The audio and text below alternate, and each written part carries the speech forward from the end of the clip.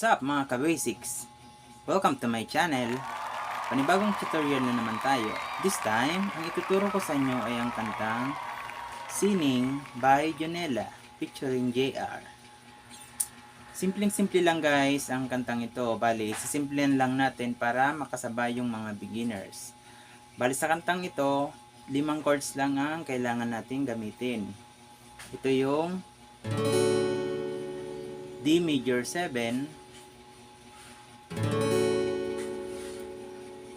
and then B minor 7,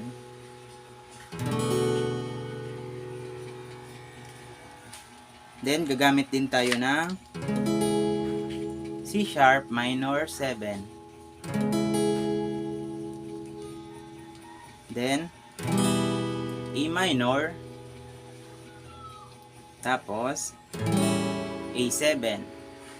Yun guys, 5 chords lang ang kailangan nyong tandaan at pag-aralan sa kantang ito. And then, sa strumming pattern, simple lang ang gagamitin natin para hindi kayo masyadong mahirapan. Ito yung down, down, up, up, down, down, up, down. Ulit. Down, down, up, up, down, down, up, down. Yun. So, tugtugan natin siya guys para makuha nyo yung pasunod-sunod ng mga chords. Start kayo sa D major 7.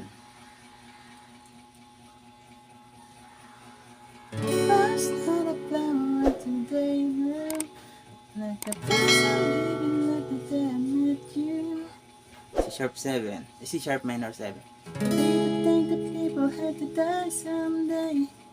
E minor. Yun guys, kung mapapansin nyo dun sa medyo may kabilisan yung paglipat ng chords. E minor, A7. Ulitin natin. D major 7. B minor 7.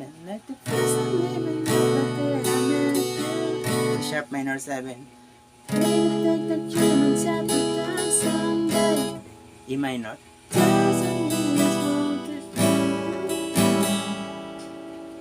Yon.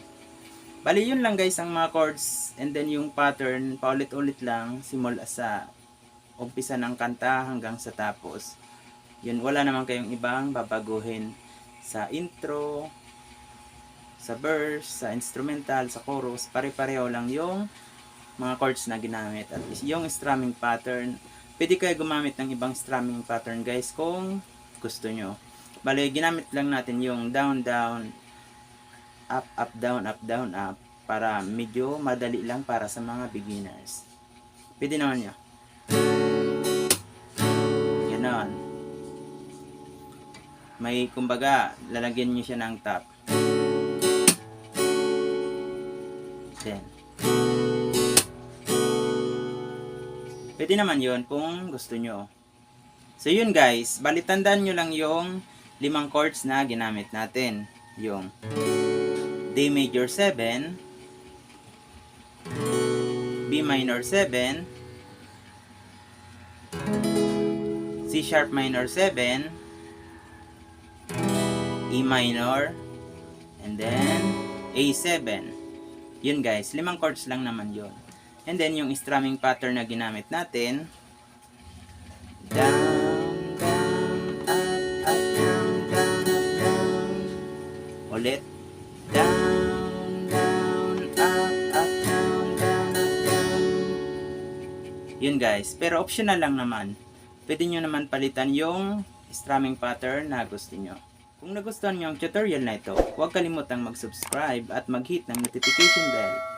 Thank you for watching. Hanggang sa muli mga ka-basics. Bye!